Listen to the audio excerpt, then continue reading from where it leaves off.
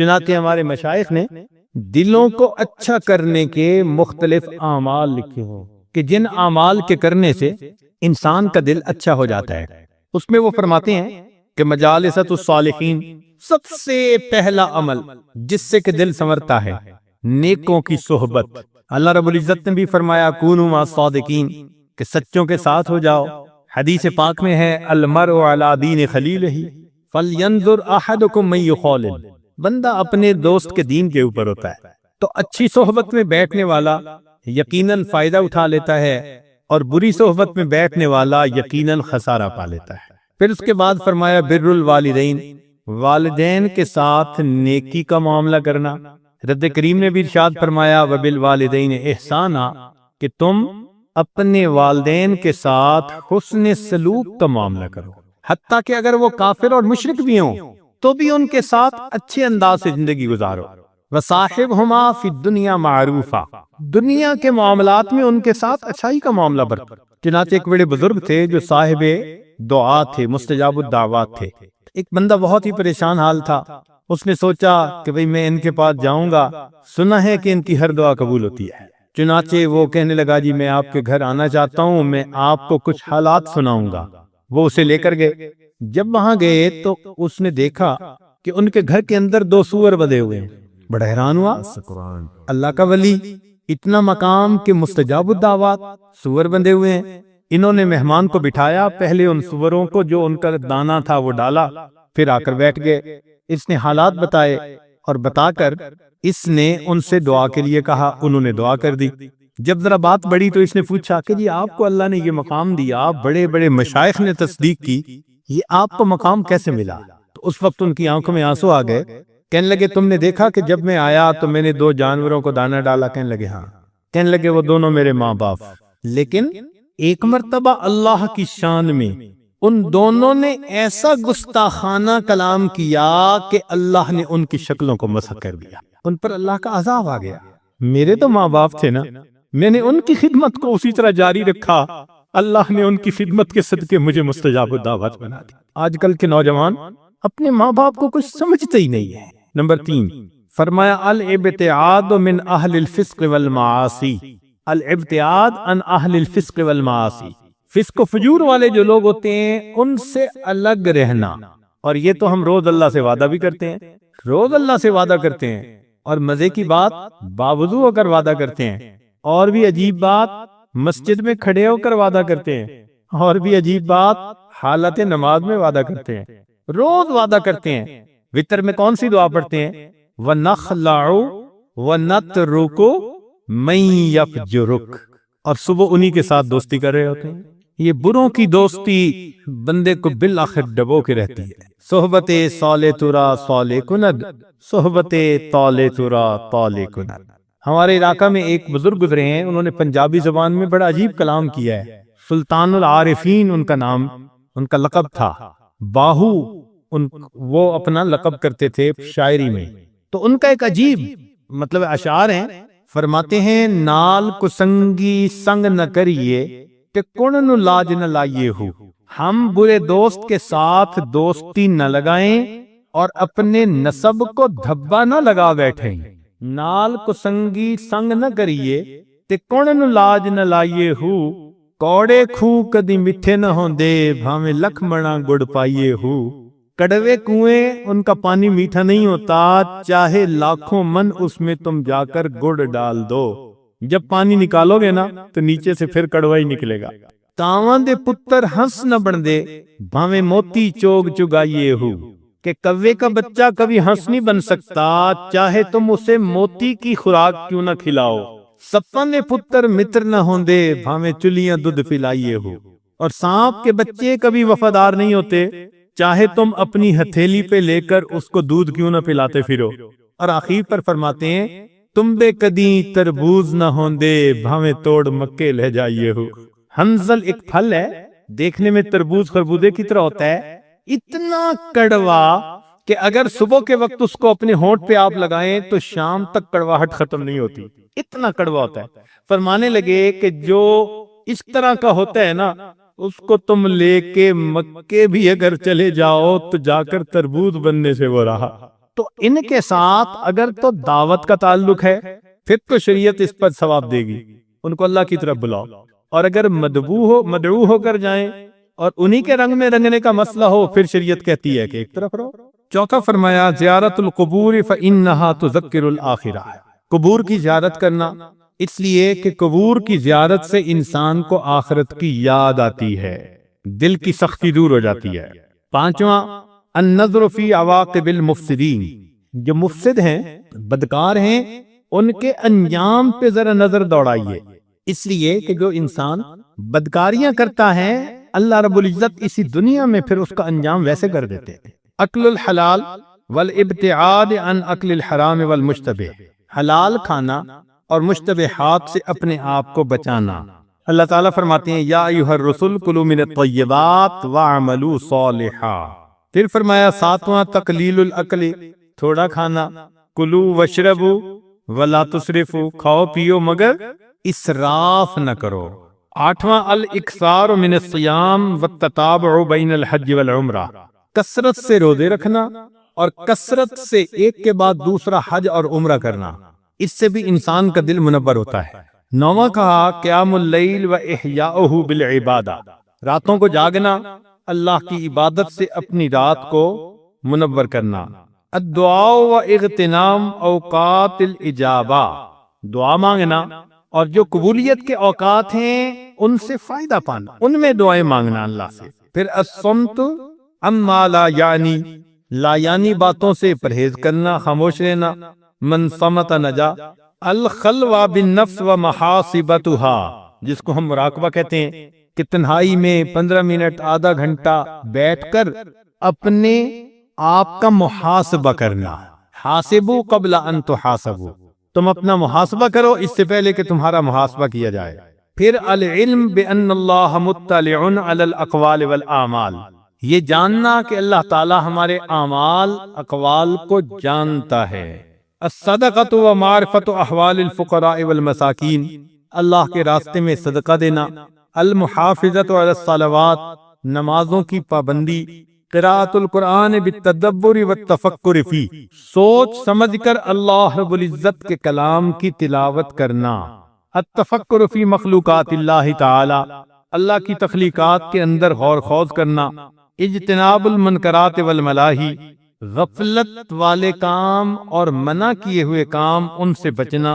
اغتنام الاوقات بالنافع من الاقوال والاعمال، اپنے اوقات کو اچھی باتوں اور اچھے کاموں میں لگانا۔ اور 20واں فرمایا المعالجہ بالاطباء الروحانیہ، جو روحانی طبیب ہیں ان روحانی اطباء سے اپنا روحانی علاج کروانا۔ جیسے کوئی بندہ دل کا مریض ہوتا ہے، دوڑتا ہے نا ہارٹ اسپیشلسٹ کے پاس، کبھی آئی اسپیشلسٹ کے پاس گیا، کبھی نہیں جاتا، کبھی ڈینٹل سرجن کے پاس گیا کہ میرا ہارٹ پیشنٹ ہوں میں ڈینٹل سرجن کے پاس ہے، ہنسنے لگیں گے۔ ہارٹ پیشنٹ کے پاس، ہارٹ پیشنٹ ہمیشہ ہارٹ اسپیشلسٹ کے پاس جائے گا۔ تو جو روحانی طور پر ہارٹ اسپیشلسٹ ہیں ان کی صحبت میں جا کر اپنے دل کا علاج کروانا۔ اب یہاں سوال پیدا ہوتا ہے کہ وہ اطباء کیا کہتے ہیں دل کے علاج کے بارے میں؟ تو مختصر بات سن لیجئے، بڑے نکتے کی ہے۔ اگر آپ اپنے گھر میں آئیں اور کمرے میں آپ کو شیشے کے اوپر بھی مٹی نظر آئے، فرنیچر پر بھی مٹی کی تہ نظر آئے، فوراً آپ نتیجہ نکالتے ہیں یا کھڑکی کھلی رہی یا روشن دان کھلا رہا، تبھی تو یہ مٹی آئی ہے۔ تو جس طرح کھڑکی اور روشن دان کے کھلنے سے پولیوشن آتی، اسی طرح دروازے، ان دروازوں سے پولیوشن، ہم ان دروازوں کو کنٹرول کر لیں، ان کھڑکیوں کو بند کر دیں۔ ایک کھڑکی ہے آنکھ، اگر انسان قرآن دیکھے، اللہ والوں کے چہروں کو دیکھے، ماں باپ کو محبت کی نظر سے دیکھے، بیت اللہ کو دیکھے، تو ان چیزوں کو دیکھنے سے انسان کے قلب میں نور آتا ہے۔ اور اگر غیر محرم کی طرف دیکھے للچائی نظروں سے تو پھر انسان کے دل میں ظلمت آتی ہے۔ اب آپ اس کا فیصلہ کیجئے کہ آج ہم اکثر کن چیزوں کو دیکھتے ہیں۔ اگر غیر محرم سے آنکھ ہٹانی مشکل تو پھر دل کے اندر پولیوشن تو آئے گی۔ ایک ایک نظر بسا اوقات دل کے اوپر سختی آ جانے کا ذریعہ بن جاتی ہے، ایک ایک نظر۔ اس لیے آنکھوں کو، اور دیکھیں اللہ تعالیٰ نے آنکھوں کو بند کرنا کتنا آسان کر دیا۔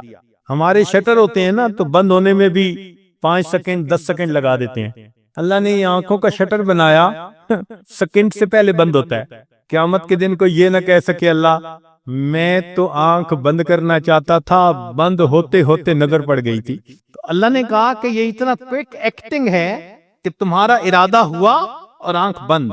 لوگ کم وقت کے لیے مثال دیتے ہیں کہ جی پلک چھپکنے کی دیر میں یہ ہو گیا.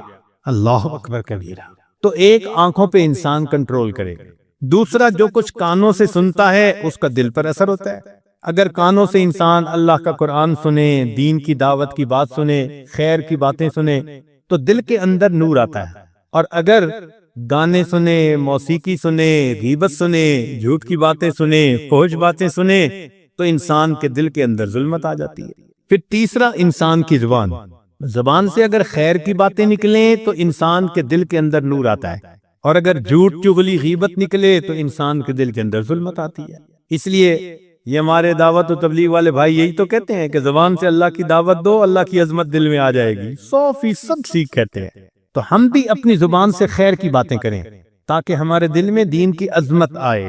اور چوتھا دروازہ انسان کا دماغ، کہ جیسا انسان سوچتا ہے اس کے دماغ میں خیالات رہتے ہیں. اگر اچھے خیالات ہوں، اچھی باتیں سوچیں تو اچھی فکر سے انسان کے دل میں نور آتا ہے، اور بری سوچ سے انسان کے دل کے اندر ظلمت آتا ہے. تو دل کا سنورنا تو آسان ہوا، اس کے 4 راستوں پر آپ پہرا لگا دیجئے.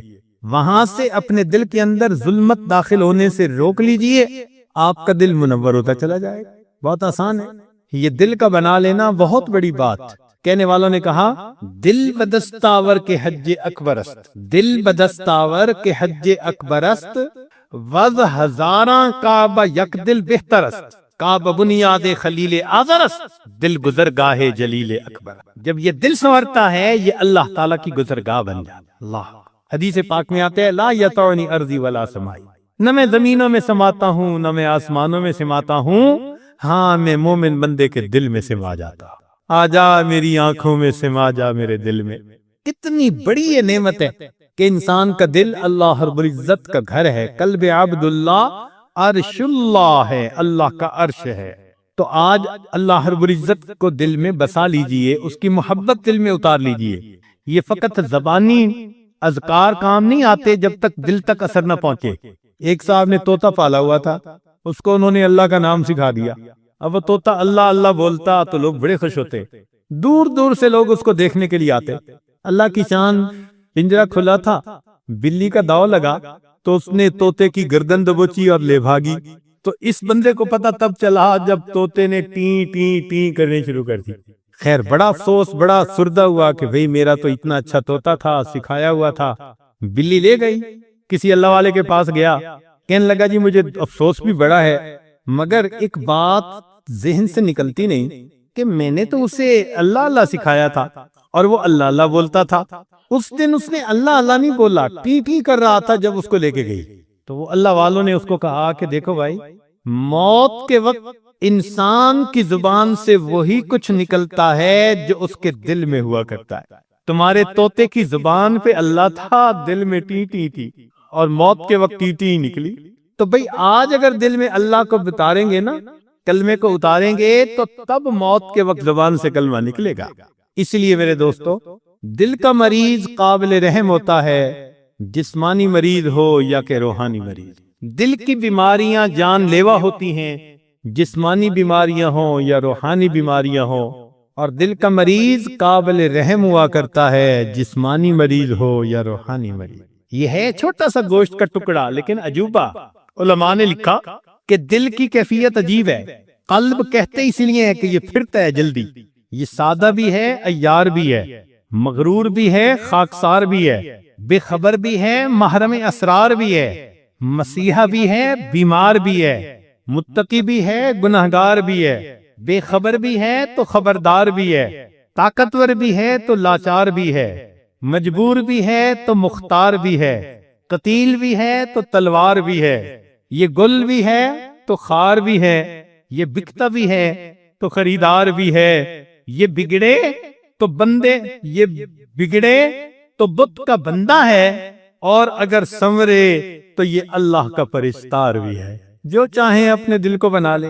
اس لیے انبیاء کرام دلوں پر محنت کرنے کے لیے دنیا میں تشریف لائے، اس لیے کہ جب دل بدلتا ہے انسان بدلتا ہے، مقصد حیات بدل جاتا ہے، محبت و عداوت کے معیار بدل جاتے ہیں، گھر بدلتا ہے، معاشرہ بدلتا ہے، اخلاق بدلتے ہیں، تاریخ بدلتی ہے، زمانہ بدلتا ہے، دن بدل جاتے ہیں، راتیں بدل جاتی ہیں، ساقی بدل جاتے ہیں، پیمانے بدل جاتے ہیں، ارے اور تو اور میخانے بھی بدل جاتے ہیں، پیر مغاں بھی بدل جاتے ہیں۔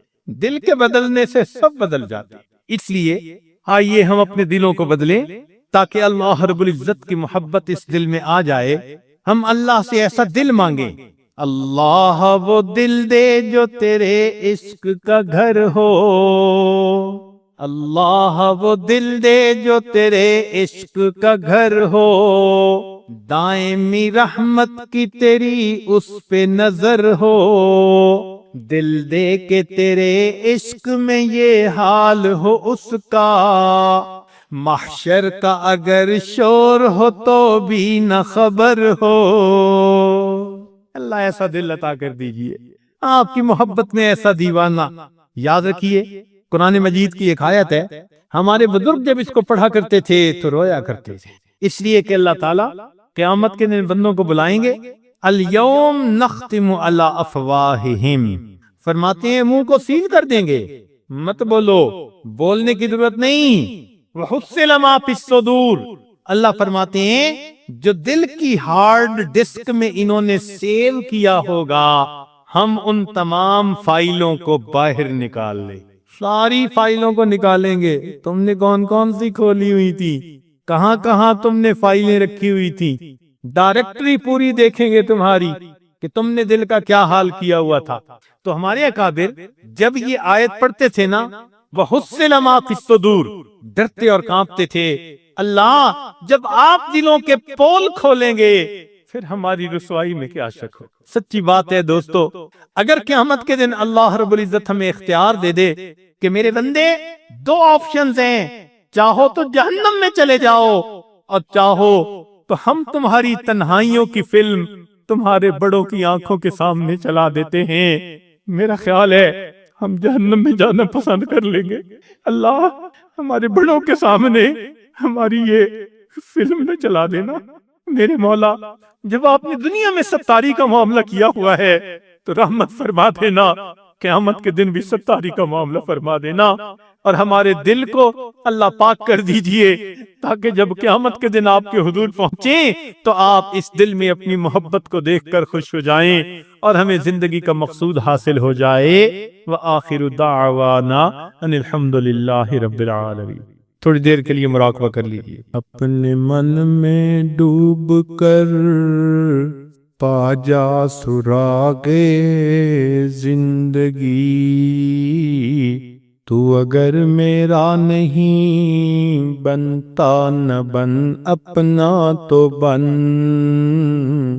من کی دنیا، من کی دنیا، سوز و مستی جذب و شوق، تن کی دنیا، تن کی دنیا، سود و سودا مکر و فن، من کی دولت ہاتھ آتی ہے تو پھر جاتی نہیں، من کی دولت ہاتھ آتی ہے تو پھر جاتی نہیں، تن کی دولت چھاؤں ہے، آتا ہے دھن، جاتا ہے دھن، پانی پانی کر گئی مجھ کو قلندر کی یہ بات، تو جھکا جب غیر کے آگے نہ تن تیرا نہ من، پانی پانی کر گئی مجھ کو تو مرشد کی یہ بات، تو جھکا جب نفس کے آگے نہ تن تیرا نہ من۔ الہ الا اللہ محمد الرسول۔ سبحان ربی العلیٰ اللہم صلی علی سیدنا محمد وعلی آل سیدنا محمد وبارک وسلم۔ اے مالک، ہم آپ کے عاجز مسکین بندے ہیں، ہمارے گناہوں کو معاف فرما، خطاؤں سے درگزر فرما، عیبوں کی پردہ پوشی فرما۔ اللہ ہماری نگاہوں کو پاک فرما، دلوں کو صاف فرما، سینوں کو اپنی محبت سے لبریز فرما، اپنے عشق کی آتش ہمارے سینوں میں پیدا فرما، ہمارے انگ انگ سے اپنے ذکر کو جاری فرما، روئے روئے سے اپنے ذکر کو جاری فرما، ہڈی ہڈی بوٹی بوٹی میں اپنی محبت پیدا فرما۔ رب کسیم ہمارے ساتھ درگزر کا معاملہ فرما، اے اللہ ہمارے ساتھ درگزر کا معاملہ فرما، اے اللہ ہمارے دلوں کی بیماریوں کو دور فرما، ہمارے دلوں کو منور فرما، ہمارے دلوں کو ذاکر بنا۔ اللہ ہمیں بھی ذکر قلبی کی لذتیں نصیب فرما۔ رب کریم ہمارے پتھر دلوں کو موم فرما، مردہ دلوں کو زندہ فرما، قلب سکیم کو اللہ قلب سلیم بنا، اور قیامت کے دن قلب سلیم لے کر آپ کے سامنے حاضر ہونے کی توفیق عطا فرما۔ ربنا تقبل منا انک انت السمیع العلیم، تب علینا انک انت التواب الرحیم۔ صلی اللہ تعالی علی حبیبہ سیدنا محمد وآلہ واصحابہ اجمعین برحمتک یا اکرم۔ یہ امتحان گاہ ہے، اللہ تعالیٰ اپنے بندوں پہ مختلف حالات بھیج کر ان کو آزماتے ہیں، کبھی خوشی دے کے آزماتے ہیں، کبھی غم دے کے آزماتے ہیں، کبھی صحت کبھی بیماری۔ تو خوشی، غمی، صحت، بیماری، نفع، نقصان، یہ 6 ایسے حالات ہیں کہ ان میں سے کوئی نہ کوئی حال بندے کے اوپر ضرور ہوتا ہے، مگر یہ سب آزمائش ہیں۔ اللہ تعالیٰ خوشی دیتے ہیں آزمانے کے لیے، کیا یہ میرا بندہ شکر ادا کرتا ہے یا نہیں کرتا۔ اللہ تعالیٰ غم دیتے ہیں آزمانے کے لیے کہ یہ بندہ صبر کرتا ہے یا نہیں کرتا۔ لیکن یہ آزمائش کی جگہ ہے، اللہ تعالیٰ نے فیصلہ فرما دیا وَلَنَبْلُوَنَّكُمْ، اور ہم ضرور بھی ضرور تمہیں آزمائیں گے۔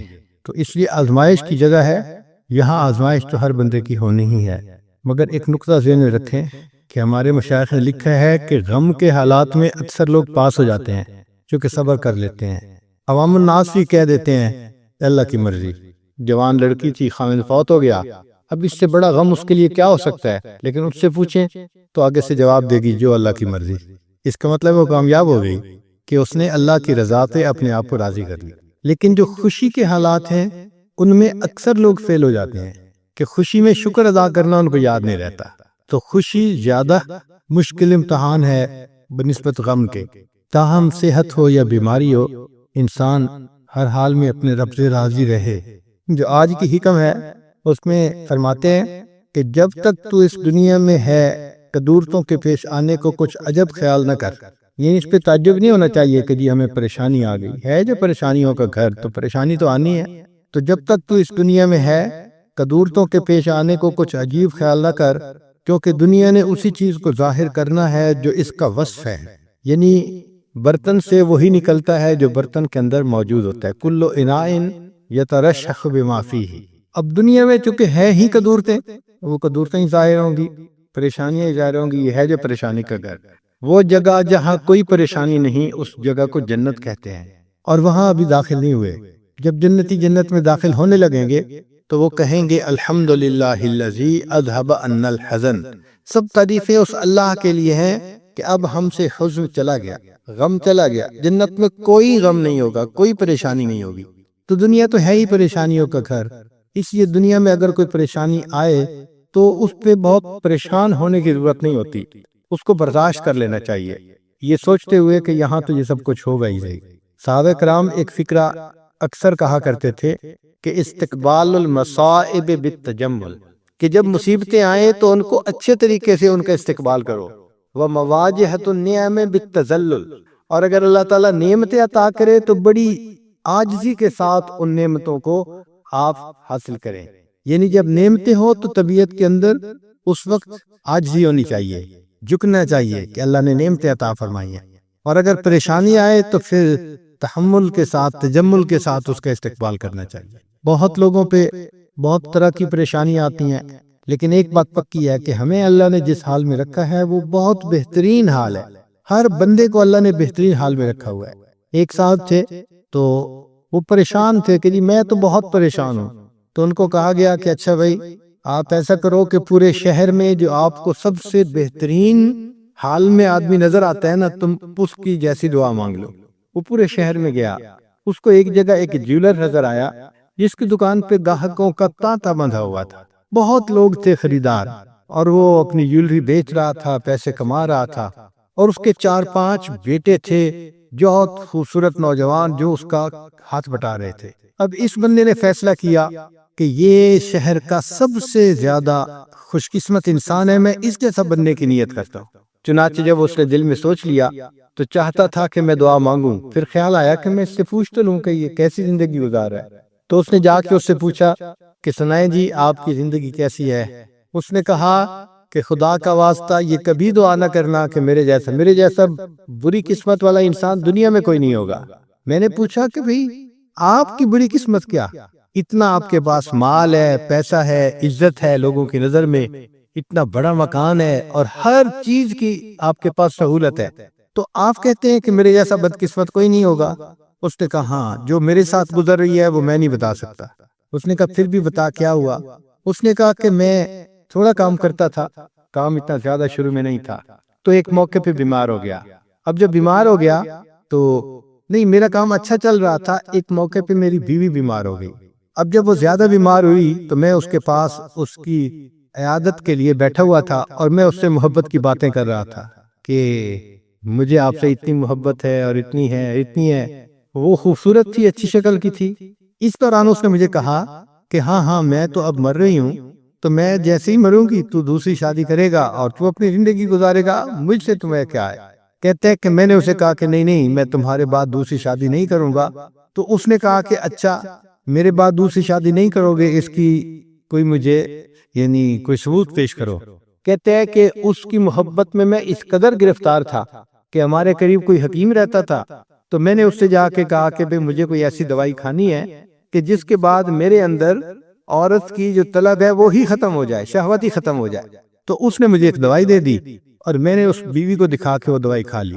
اس کو کھانے کے بعد میں نامرد ہو گیا، مگر اللہ کو منظور تھا، بیوی صحت مند ہو گئی۔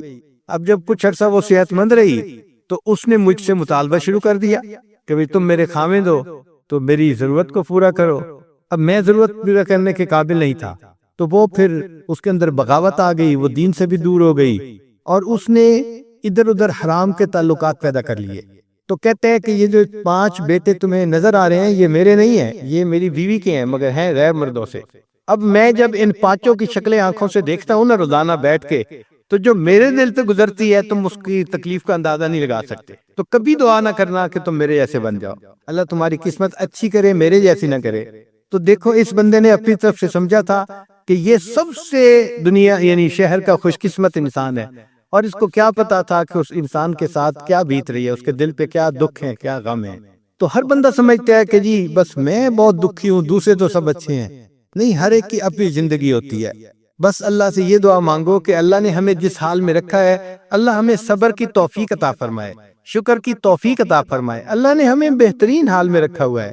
سچی بات تو یہ ہے کہ ہم نے تو دنیا کے اندر آ کے غم کو دیکھا ہی نہیں ہے۔ سچی بات کروں نا، ہم نے تو غم کو دیکھا ہی نہیں ہے۔ یہ چھوٹی موٹی چیزیں یہ کیا ہوتی ہیں، اس کو غم تھوڑا کہتے ہیں۔ جو دنیا میں لوگوں پہ غم بیتے ہیں، اگر کبھی اس کی سٹوریاں سننے لگے تو حیران ہی ہو جائیں۔ کتابوں میں واقعہ لکھا ہے کہ ایک عورت تھی، طواف کر رہی تھی اور طواف کے دوران کہتی تھی اللہ میں اس حال میں بھی آپ سے راضی، اے اللہ میں اس حال میں بھی آپ سے راضی۔ تو ایک آدمی نے یہ سنا تو بڑا حیران ہوا، اس نے اس سے پوچھا کہ تو کیوں کہتی ہے کہ میں اس حال میں بھی آپ سے راضی، میں اس حال میں بھی آپ سے راضی؟ اس نے کہا کہ میں طواف ختم کر لوں گی نا تو میں تمہیں اپنا واقعہ سناؤں گی۔ چنانچہ اس عورت نے اپنا واقعہ سنایا کہ میرے 3 بچے تھے، میں گھر کے اندر ایک دن تنور پہ روٹیاں پکا رہی تھی، تو میرے بڑے 2 بچے جو تھے وہ گھر میں کھیل رہے تھے کمرے میں۔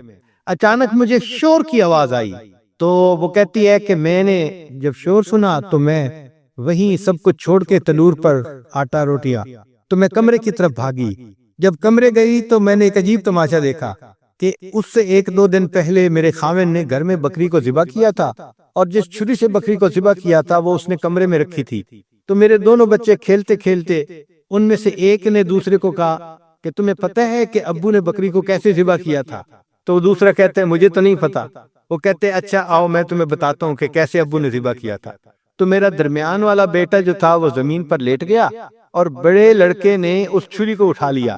اب وہ چھوٹا بچہ تھا اور اس کو پتہ نہیں تھا کہ چھری کتنی تیز ہے، چنانچہ اس نے اس کے گلے پہ جو چھری چلائی تو گلا تو فوراً کٹ گیا اور خون کا فوارہ چھوٹنے لگا۔ اب جب خون نکلا تو شور ہوا اور میں بھاگی ہوئی آئی تو میں نے دیکھا کہ میرا بچہ خون میں لت پت پڑا تھا اور اس کی جان نکل چکی تھی۔ اب میں نے سوچا کہ میرا بڑا بیٹا کہاں ہے جس نے یہ حرکت کی تھی؟ وہ ڈر کے بھاگ گیا تھا اور کہیں چھپ گیا تھا۔ کہنے لگی میں نے اسے دوسرے کمروں میں دیکھا تو کہیں نظر نہیں آیا۔ جب صحن میں آئی تو وہاں میں نے تنور کے لیے کچھ لکڑیاں رکھی ہوئی تھیں، ان لکڑیوں کے پیچھے وہ جا کے چھپا تھا۔ کہنے لگی میں نے پیچھے سے اس کو جا کے جب دیکھا تو اس نے مجھے کوئی جواب نہیں دیا۔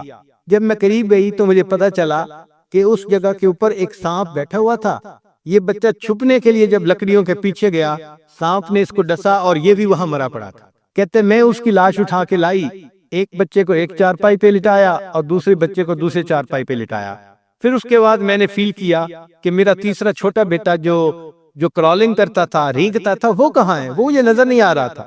کہنے لگی میں اٹھ کے جب تنور کی طرف آئی تو میں نے دیکھا کہ اس نے کرال کیا اور وہ تنور کے اندر گر چکا تھا۔ تو میں نے اپنے زندہ بیٹے کو آگ کے اندر پورا جلتا ہوا دیکھا اور وہ بھی فوت ہو گیا تھا۔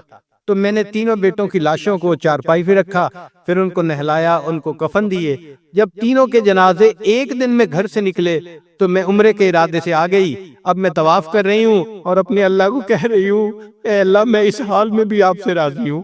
آپ ذرا غور کیجئے نا اس ماں کے دل پہ کیا بیتی ہوگی کہ ایک دن میں جس کے 3 بیٹوں کا جنازہ گھر سے نکلے اور پھر وہ طواف کرتے ہوئے کہہ رہی ہے اے اللہ میں اس حال میں بھی آپ سے راضی ہوں۔ تو ہم نے کہاں غم دیکھے ہیں، کہاں تکلیفیں دیکھی ہیں؟ ہم نے نہیں دیکھی۔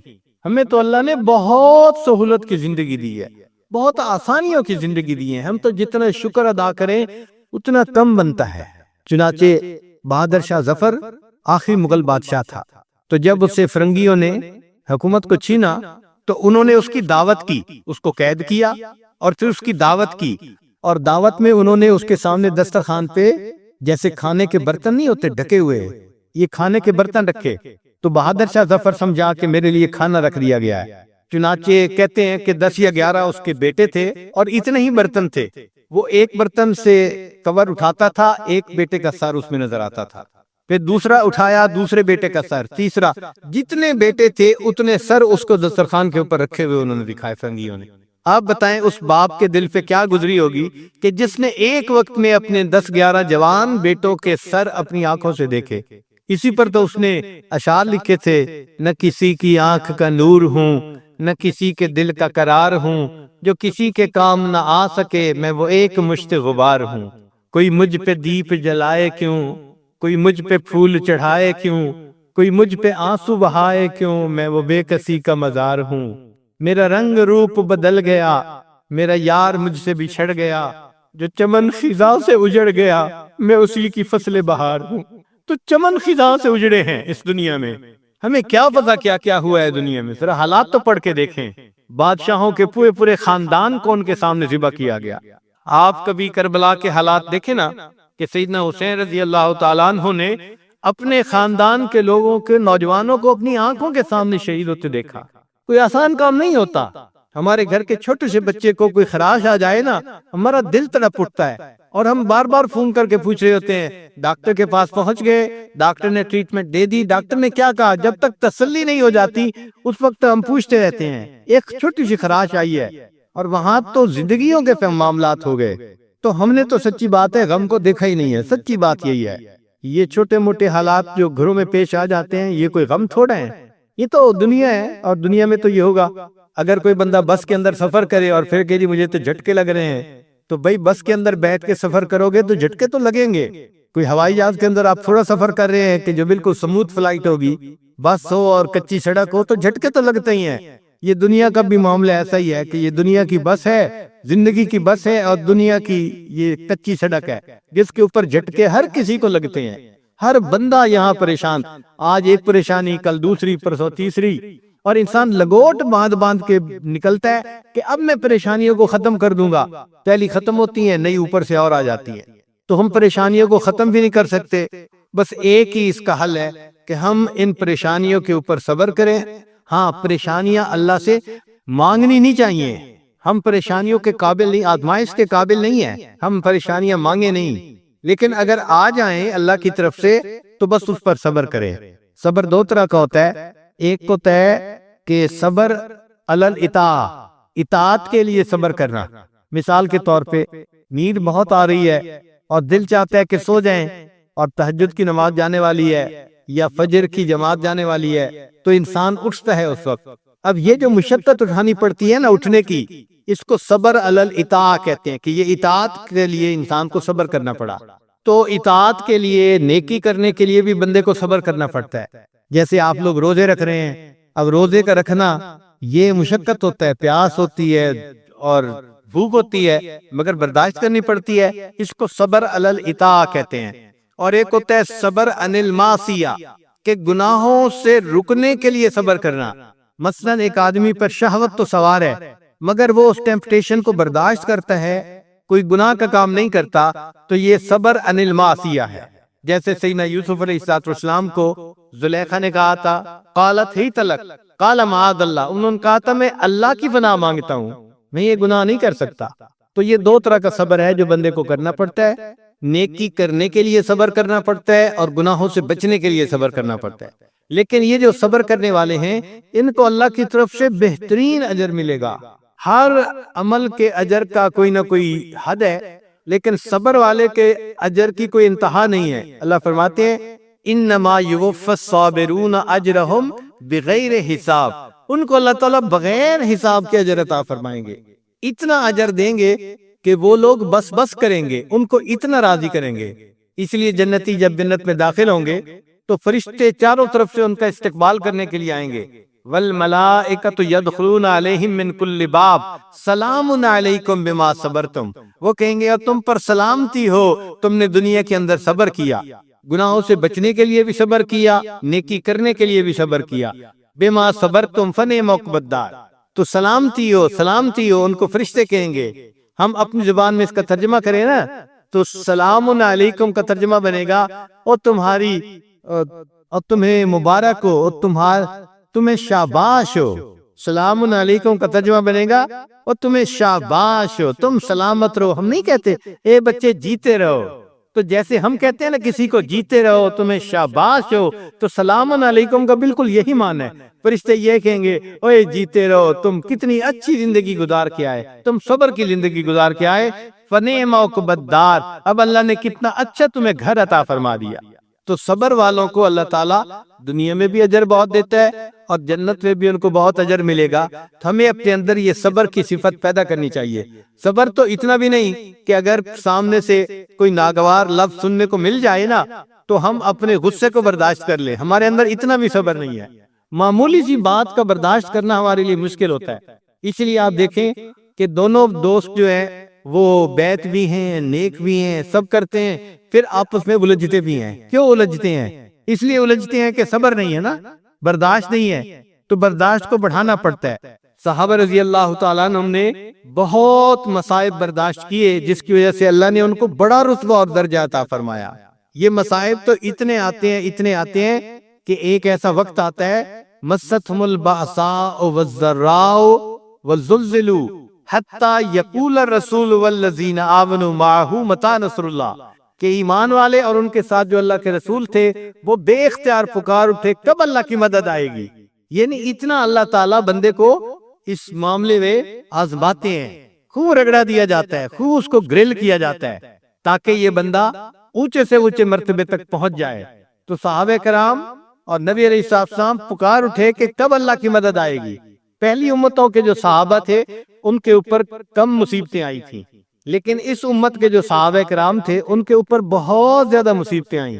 چنانچہ پہلی امتوں کے لیے ایک لفظ استعمال ہوا وَزُلْزِلُوا، مَسَّتْهُمُ الْبَأْسَاءُ وَالضَّرَّاءُ وَزُلْزِلُوا، تو زلزلو کا لفظ بتا رہا ہے کہ ان کو خوب اچھی طرح جو ہے وہ آزمایا گیا، کرش کیا گیا، اچھی طرح رگڑا گیا ان کو۔